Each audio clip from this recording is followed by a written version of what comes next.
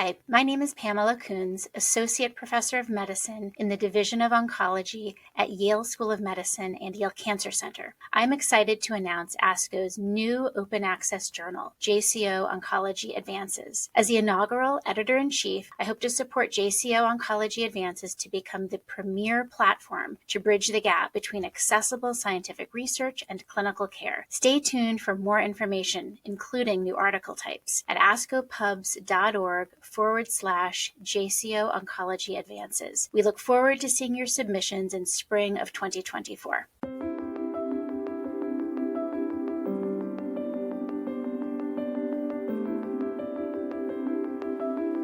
Do You See Me?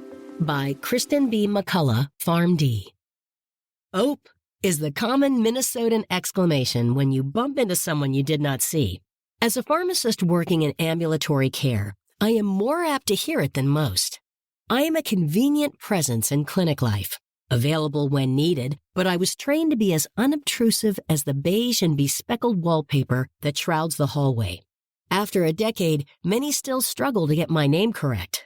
I hear a muttered thanks occasionally, but I know minds are fixated on the next patient, research question, grant deadline, or difficult conversation. I try to be accessible when you need me, from the minutia of learning to order ondansetron as a new fellow to managing catastrophic relapses with multiorgan failure as a seasoned physician giving salvage chemotherapy. On nights, weekends, holidays, or when we are separated by a dozen time zones, I am here. We have navigated the uncomfortable waters of chemotherapy and hemodialysis, written clinical trials, obtained medication on compassionate use, and fought with insurance companies. I bear the brunt of your frustration when the electronic medical record feels cumbersome and ordering chemotherapy is just not like it used to be. Do you remember asking me to just fix the system in sheer exasperation by high-fiving me a few weeks later when you entered a chemotherapy plan without my assistance or corrections? I know that needing my help feels inefficient, impractical, and almost like a failure. You wish it was an easier, simpler, and more reliant system. But there are many times when you do not need me. When things go well and the bone marrow shows a complete response, the BCR-ABL1 is undetectable, or the positron emission tomography scan is clear.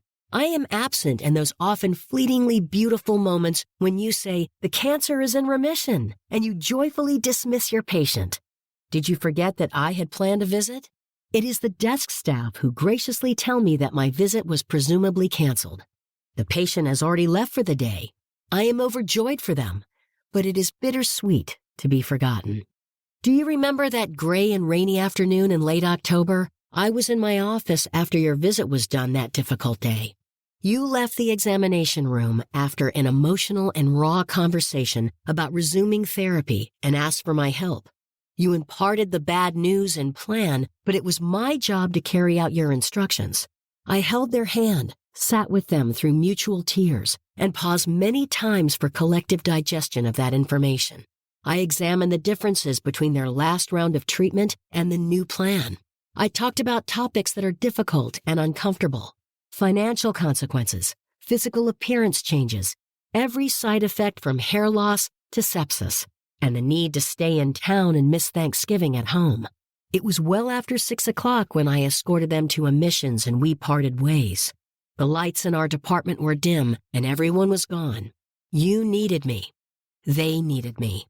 Together, as a pharmacist and a physician, we spent weeks managing side effects for our patient, from nausea and vomiting to bloodstream infections and transfusion dependence. I fought with insurance for drug approval, spent many weary hours in front of a fax machine obtaining charitable grants to cover copays, and pled with companies for patient assistance and free medication. We hopped from regimen to regimen, enrolled on clinical trials, and entertained the thought of compassionate use when precision medicine testing yielded a potential target. Weeks turned into months, and months turned into exhaustion. Despite all the awful things happening, our patients snuck treats into appointments and sent portal messages of their bucket list adventures, even if they became increasingly more home-centric. Bad days started to outweigh the good as time marched forward.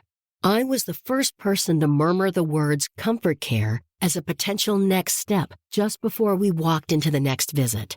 As a physician, you were angry at me for putting these words out into the universe and called me naive. I do not think you intended to be hurtful, but I am reminded of my place.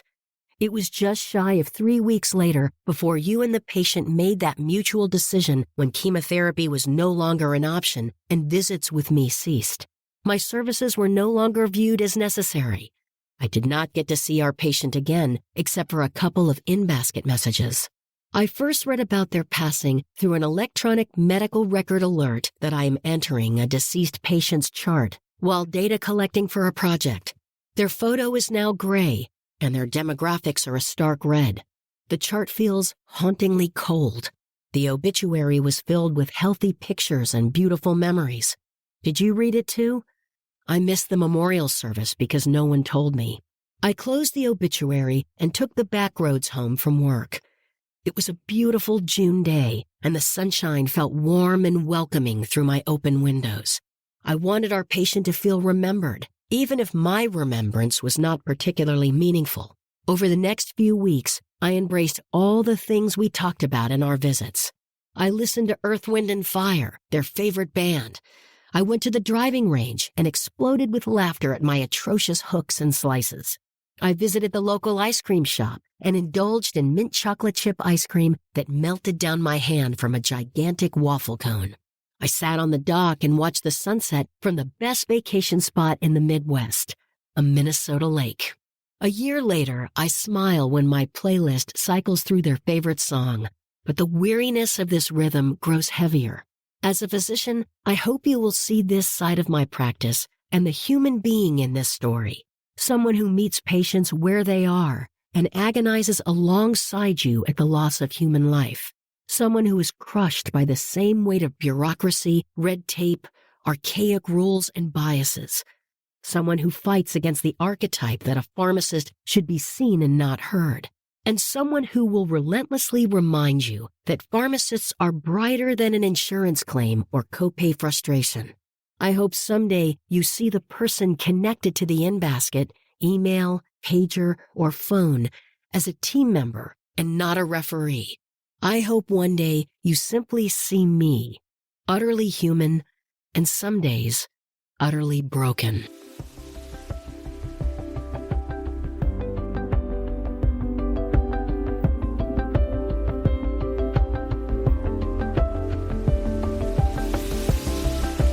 Hello and welcome to JCO's Cancer Stories, The Art of Oncology, which features essays and personal reflections from authors exploring their experience in the field of oncology. I'm your host, Dr. Lydia Shapira, Associate Editor for Art of Oncology and a Professor of Medicine at Stanford University. Today, we're joined by Dr. Kristen McCullough, a hematology clinical pharmacy specialist at Mayo Clinic in Rochester, Minnesota. In this episode, we will be discussing her Art of Oncology article, Do You See Me? At the time of this recording, our guest has no disclosures. Kristen, welcome to our podcast and thank you for joining us. Thank you for having me. It is our pleasure. I'd like to start these conversations by asking authors to tell us a little bit about their reading preferences. Do you have a book you'd like to recommend or something you're currently reading that's captivating your attention? I'm just started a book called The Measure, which I think is so far is excellent. It's about everybody in the world that is an adult receives a box, and in the box is a string, and the string is purported to be a measure of the length of your life and whether people choose to open the box or not open the box and what you do with that information. And I think that is so closely tied to what we try to do in our day-to-day jobs, is kind of this foretelling, future telling, and whether or not people want that information or don't want that information and what you do with it. So far, excellent, incredible read. Looking forward to kind of seeing how it unfolds. So that's what I'm reading from, I don't know, do you call that fun? A fun standpoint? Yeah, I hope it is fun. A fun standpoint. I did just finish a master's in pharmacy, business and administration. So I did a big chunk of reading that was more businessy. And that was more focused on leadership and culture and that kind of thing. How fascinating. Well, this book sounds very interesting. So it's an interesting segue to your essay. What made you write and then submit your work to be read by oncologists? In other words, the sentiment is very clear, and we'll talk about the message, but what was the process that you used that led you to want to share this work through Art of Oncology? I've written for a very long time, much of it personal. Obviously, this job is very personal. It's hard not to be. And so I write for myself as a form of processing. And I wrote this particular piece a while back simply as a means to help myself understand where my frustrations and sort of my difficulties with this job come from. And not that it's bad difficult, but it's just ongoing. How do you get through some of the things that everybody deals with?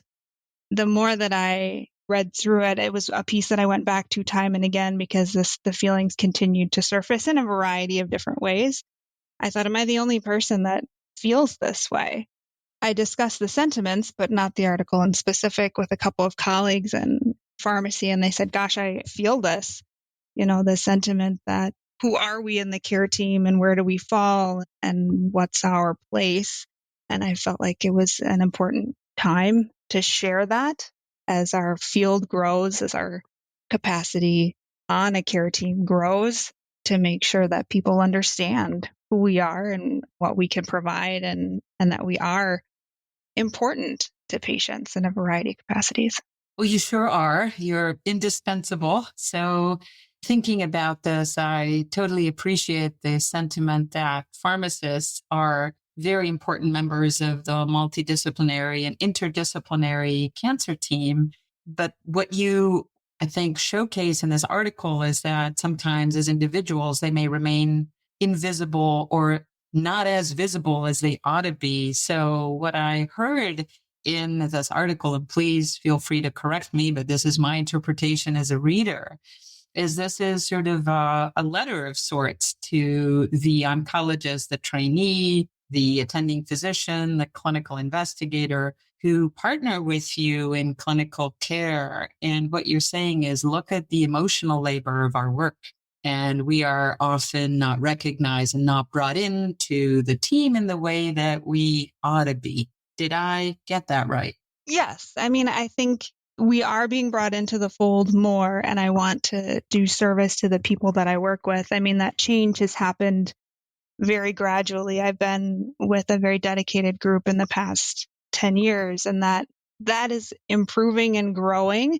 You certainly have to demonstrate your capacity to provide services and be available, but sometimes the greater sentiment when we try to remember who a care team is, we're very good at saying that our care team is physicians and advanced practice providers and nurses. And it just doesn't seem to sift down to saying and pharmacists. And I don't think it's never a conscious exclusion. It just doesn't seem to quite get there. And sometimes that can be hurtful when it's heard again and again and again. And I want people to remember that we make these tremendous connections with patients repeatedly. They are emotionally connected to us just as much as we are to them. And so when I lose patients, I feel that too. And I want to share that with my providers. I want to say, gosh, do you remember these incredible experiences we had and how funny this was? And do you remember their kids and their grandkids and the things that they brought to the table? Because I was just as impacted by those experiences as I think that they were. You also talk about the specific expertise that you bring. What struck me, for instance, was saying, we gave chemo through hemodialysis together. The advocacy part, we're the ones left looking for the authorization or helping people with payment. And then you talk about the human connection of, we're the ones who are left explaining what the treatment actually will look like, what the side effects may be of that particular treatment, all of which is incredibly important for the practice of oncology, both in a community or an academic setting. And then you actually take us on a bit more of a personal journey of what it felt like for you to learn that a patient had passed and how you found a way to honor that connection that you had and remember this patient. Can you tell us a little bit more about what that was like for you, this journey that you took with this particular patient, listening to the music they liked and eating an ice cream for them while you're watching the sunset on the lake? Most importantly is I can read everything that happens to a patient in a hospital. I mean, we know every time they eat and sleep and sneeze. And so the more important part to me is if I'm going to send you home, particularly because our therapies are now far more outpatient based, is what are you doing at home that's good and what are you not doing? What are you not participating in that you wish you could participate in? Because that's more telling to me of what my therapy is causing that's preventing you from participating or that you aren't doing because we told you that you couldn't. If my therapy causes sun sensitivity and you hear that, and you think I can't go outside, and how do I fix that? Because I want to make sure you go to grandkids' baseball games and how do we accommodate those things? And so I try to listen for that. And what I get out of that is the human side of my patient, what pieces are important to them. And that's where you hear those things. What's your favorite music? What concerts are you going to go to? What are you looking forward to? If you could eat anything, what would you want to eat? What would make you feel better? How do I make that happen? If you could feel well enough to do anything, what's the most important thing for you to do? And I think that's what I remember most about patients is, they wish they could get back on their motorcycle. They wish they could go fishing off the dock.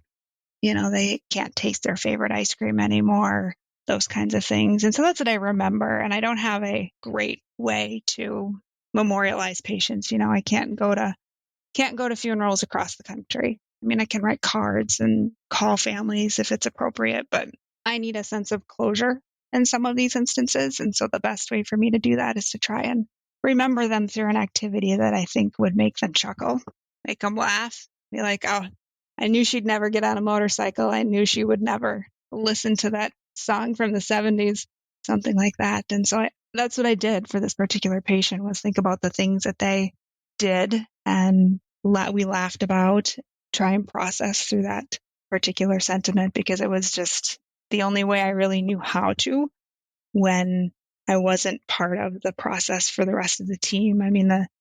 The death notice comes through and the nurse knows and the advanced practice providers know and the provider knows and the provider calls the patient's family and they send a card and I just didn't know. So I had to kind of process in my own way and maybe laugh. I'm a terrible golfer, horrible. And so I went with my husband and I can't hit a golf ball to save my life and hooks and slices and it was terrible and I laughed and it was good to laugh. It was good to imagine my patient thinking, oh my goodness, she's just atrocious.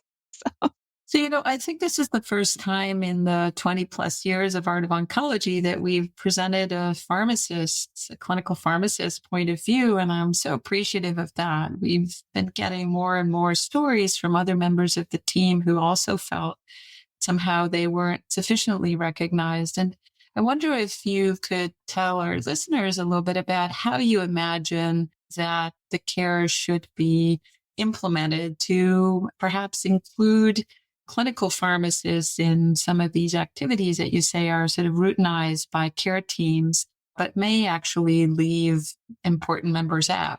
I think the hardest part for me is when patients are making a transition to comfort care or to hospice, include your pharmacist as part of that because we either have connections in hospice care, I've got colleagues in hospice care, or at least let me help the patient make that move as well. Can I help pull off medications that they don't necessarily need to be on so they're not at home on statins and all sorts of other medications that they don't need? Can we help have that conversation to make it easier? Even if I'm not part of that, then at least let me know that the patient has made a transition because I think other care team members are aware. And if there's support that I can provide in that, I'm really happy to do that. And then if the patient passes away, it would be nice to know and be part of that information piece as well, if that's possible. You bring up some very valuable points that I think could benefit care and could certainly strengthen the team approach to patient care that is sort of increasingly being adopted in cancer care. One is that you have knowledge that could help patients across these transitions of care. And two is that your input doesn't end when active disease-modifying therapies stop. You still have a lot to bring. And then it's the personal part of really feeling that you're integrated into the care team. And I think perhaps wearing your new MBA leader, you can introduce some changes in your system and then sort of lead the rest of the country in thinking about how to restructure the role of the pharmacist and the care team. We can dream big, right? That's what this is about. Gosh, that would be ideal. And, there was a really nice article in, I think, the Journal of Oncology Pharmacy Practice that talked about the state of pharmacy care across the country and oncology pharmacy. And I think we have pharmacists in a lot of incredible places, whether it's clinics, infusion centers, specialty care, inpatient. But we're short and we've got a long ways to go. So any advocacy that we have from cancer centers and providers to help us and to recognize the value add, it will be incredibly beneficial because we can't advocate alone. We need support. I know that there are lots of people who are reimagining cancer care and thinking about how technologies are going to also help us in the future. So I hope some of them are listening to this and maybe inspired by you. I have one final question about this, and that is that from everything you're saying, pharmacists have a real connection with patients and provide advice and so on. What kind of communication skills training do pharmacists receive these days? So you're asking somebody who went to pharmacy school a very long time ago. You look very young to me. It's been a hot minute. They do have rotations, specifically a year of rotations after they've completed their didactics, where they have to orient in a variety of care settings. So whether that's inpatient or outpatient, retail, hospital, et cetera, where they're introduced to the patient experience, right, where they have to learn to interview patients and complete medication reconciliation and learn to ask good questions and elicit good information. But I think a majority of pharmacists, that most people, and I don't want to be all encompassing here, but that most clinicians are seeing in outpatient settings and even in hospitals are working with, have gone through a residency program. And residency programs are optional. They're a couple of years after you finish pharmacy school. That is where you kind of get a lot of really core experiences in specialty care that give you that experience working directly with patients. It gives you research experience, a lot of more academic, if that's what the pharmacist is interested in. But truthfully, and I will be honest here, we don't get a lot of good experience in how to manage death and dying that comes from working with clinicians. And some of the very best learning experiences I have ever had have come with the clinicians I've worked with. The things that they've taught me in terms of conversations and listening have come from the people that I work with, and I will treasure those experiences for a lifetime. So include pharmacists, help us learn to be part of those so that we can help you have those conversations, because patients talk to us about those things long after you've left the room, and we need help learning how to do that, and we learn best from you. Thank you so much, Kristen. I think this has been a lovely conversation, certainly inspiring. And again, I think that there are so many opportunities to take your message forward. So thank you very much for the work that you do, for your thoughtfulness, and for this lovely reminder or perhaps lesson for clinical oncologists. Is there anything else that you'd like to tell our listeners today? I'm grateful for the opportunity to have this conversation. And like I said, for the people that I've learned from over the years, it's been a tremendous experience. And I'm looking forward to the continued endeavors to grow in this particular area. And we will be watching. So until next time, thank you for listening to JCO's Cancer Stories, The Art of Oncology. Don't forget to give us a rating or review and be sure to subscribe. so you never miss an episode. You can find all of ASCO shows at asco.org/podcasts. The purpose of this podcast is to educate and to inform. This is not a substitute for professional medical care and is not intended for use in the diagnosis or treatment of individual conditions.